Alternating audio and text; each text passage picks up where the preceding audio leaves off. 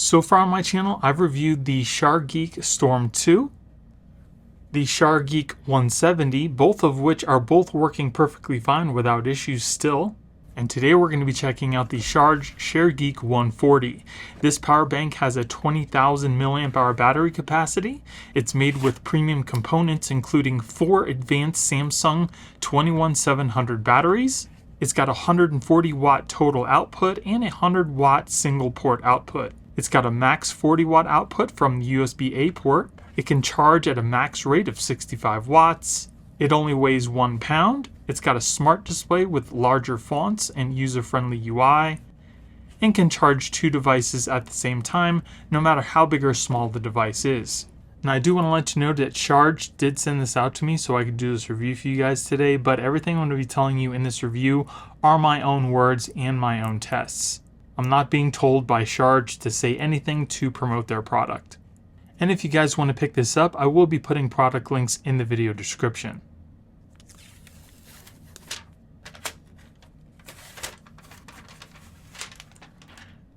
So the power bank does have this really nice clear display so you can easily see all the components inside, which does look pretty cool.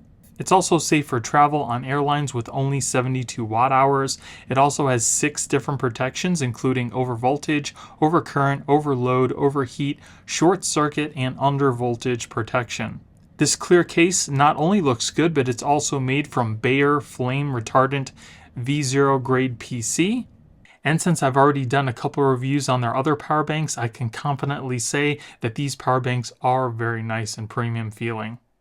Even though the case is made from a clear material, it does feel very nice and premium. It's got a good weight to it. It's not super heavy, and the ends here do feel like they are made of aluminum.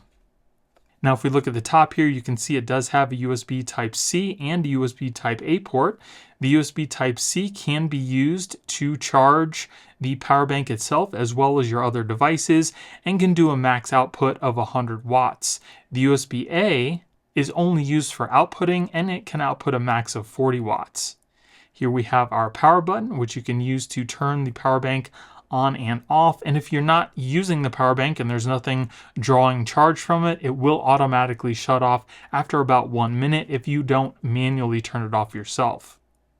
So let's take a look at the display here. So first off, we have our recharge time, and this is how long it's going to take to charge up the power bank.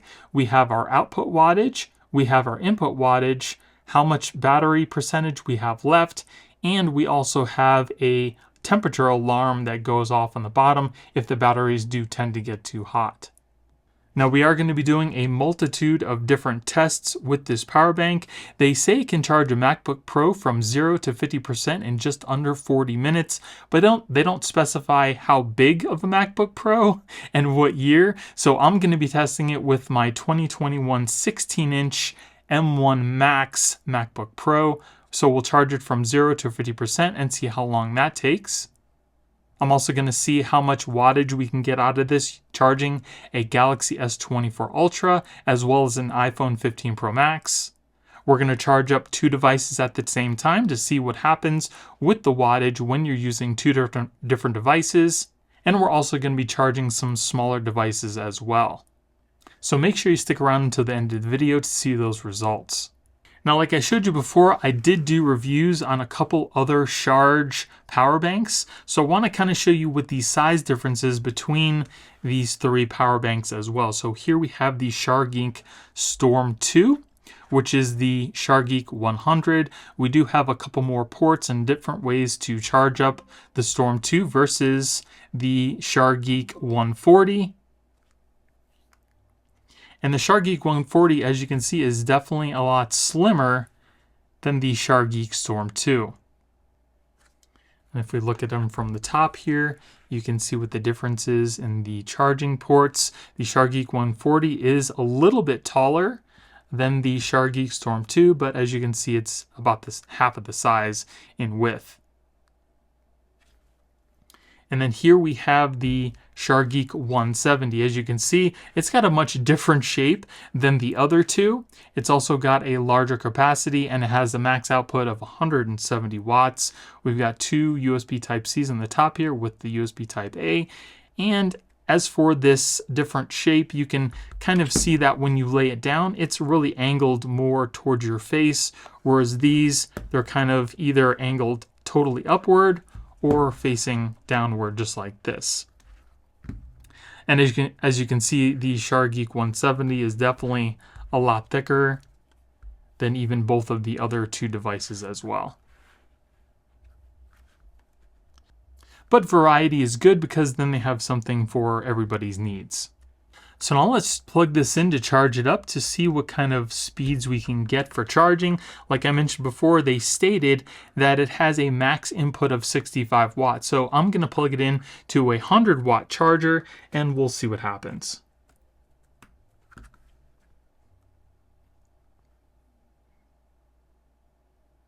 So as you can see, our time is now changing. It's saying it's going to take about 45 minutes to totally charge up to 100% from about 55, and we're charging at about 61.2 watts. So it's pretty much exactly what they were saying that the max would be for input charging. The smart display makes it very easily to glance over at the power bank to see what your wattages are and what your battery percentage is at.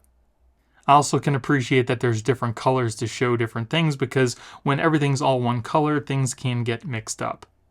Now you can simultaneously charge the power bank and charge your devices all at the same time. So while the power bank is charging, I'm going to plug in something into the USB Type-A port just to show you that you can actually charge up while you're charging the power bank. And we'll plug in my AirPods Pro.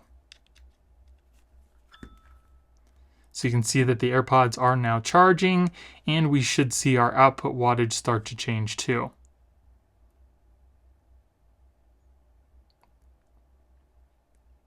So as you can see now, it is charging the AirPods using about 2 watts, and it doesn't seem like it's changed our recharge time for the battery either. So now that we know the max charging for the power bank, let's plug the power bank into my Galaxy S24 Ultra and see what kind of wattage we can get charging that up. We should hopefully get super fast charging speeds.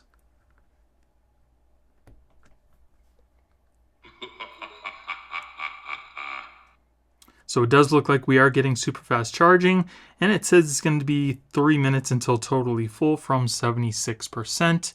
And as you can see on the charger here, our wattage output is about 20.4 watts. And as you can see, our recharge time has now changed to 1 hour and 48 minutes. So when you have something plugged into the battery, it's now going to let you know how much time you have left until the battery is totally dead. So now let's plug in my Google Pixel 8 Pro into the USB Type-A port, and we'll see if it changes the charging any.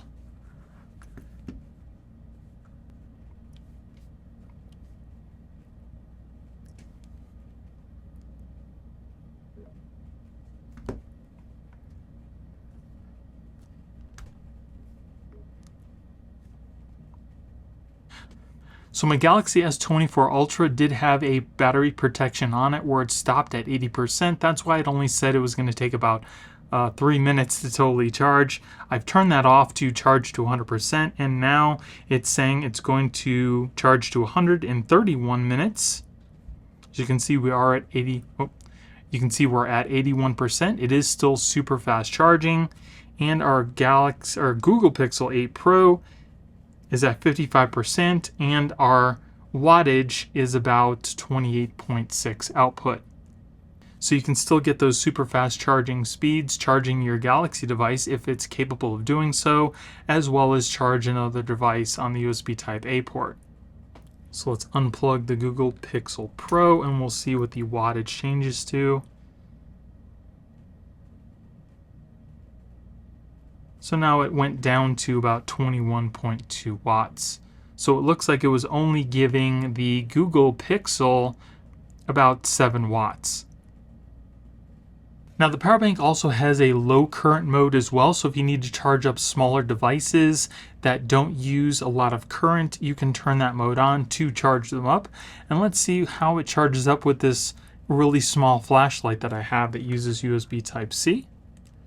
We'll plug this in first without turning on the low current mode, and as you can see, it is charging. So sometimes you might not necessarily need to turn on the mode to have it charge your device, but if you do, you can turn it on to charge smaller devices that don't use up a lot of current. As you can see, it's using about 2.1 watts. Now if you want to turn on the low current mode, just double press the power button, and as you can see, the low current mode has just now turned on.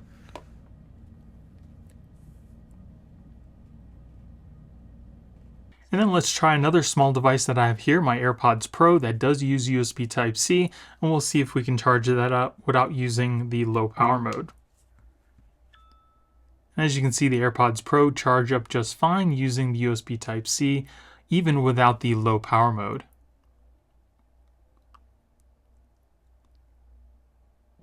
So it really just depends on the device's needs. Some small devices can use the USB Type-C from the power bank without the low power mode, and some might need it, and some might also just need to use the USB Type-A. But whatever the use case, the power bank will be able to charge your device, no matter small or big.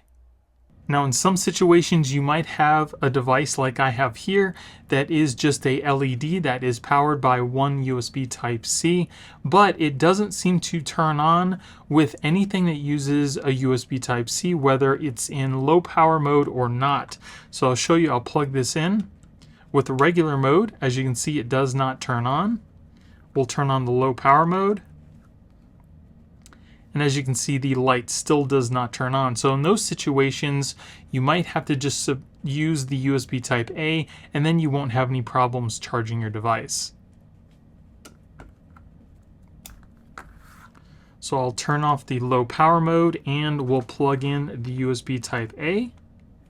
And then this is USB Type-A to USB Type-C. We'll plug that in. And as you can see, the LED works just fine. And then let's see what kind of wattages we can get when charging an iPhone 15 Pro Max. The battery is sitting at 20%, so whatever wattage we're going to be getting should be the maximum wattage. So there it's charging.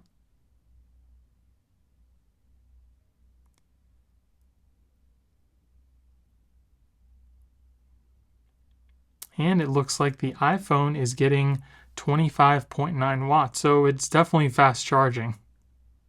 And then charging the Galaxy S24 Ultra by itself using the USB Type-C port. It is super fast charging.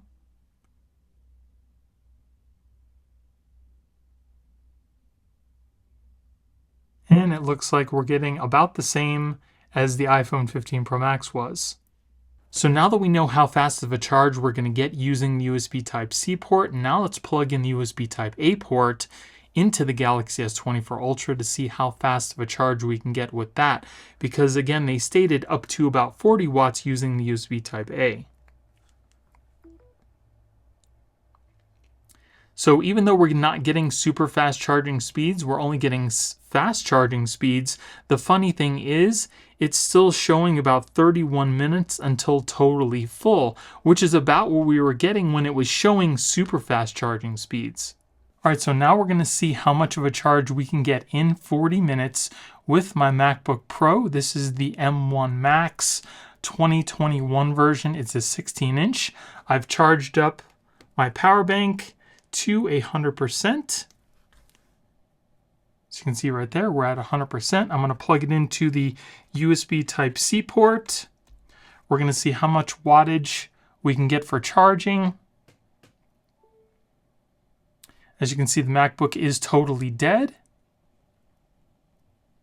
And it looks like we're getting about 88 watts for charging.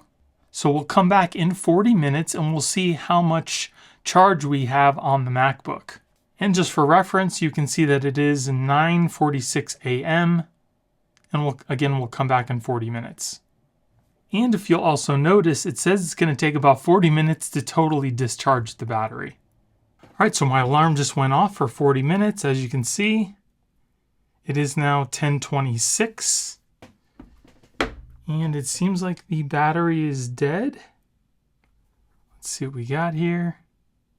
Yeah, so the battery is sitting at 0% after 40 minutes. So let's start up our MacBook Pro and see what the battery status is like.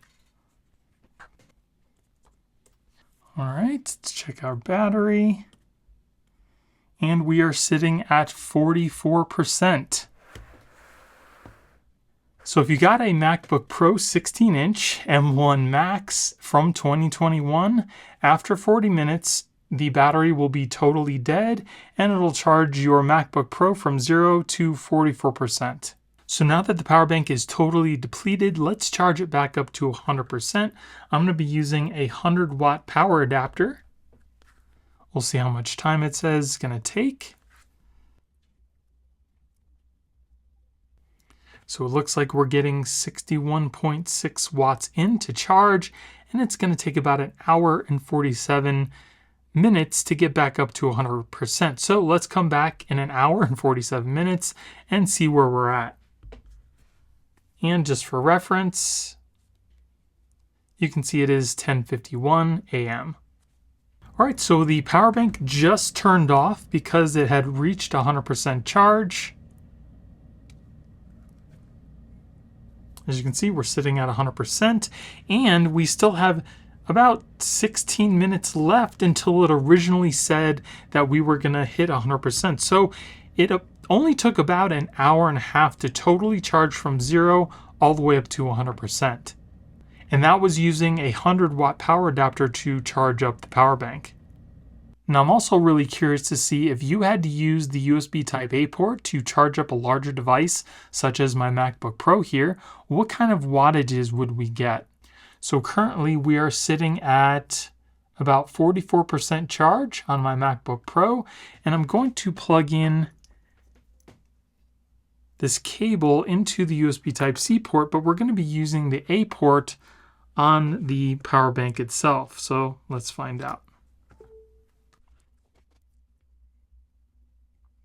So it does look like it's charging, but we're only getting 7.5 watts, and it says it's going to take about 21 hours to charge up your iMac for the rest of the way. So you can charge up a larger device using the USB Type-A port, but it's definitely recommended to use the faster USB Type-C.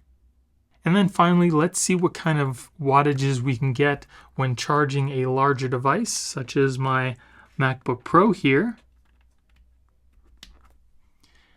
And we're also going to be plugging in the USB Type-A to charge up my Samsung Galaxy S24 Ultra.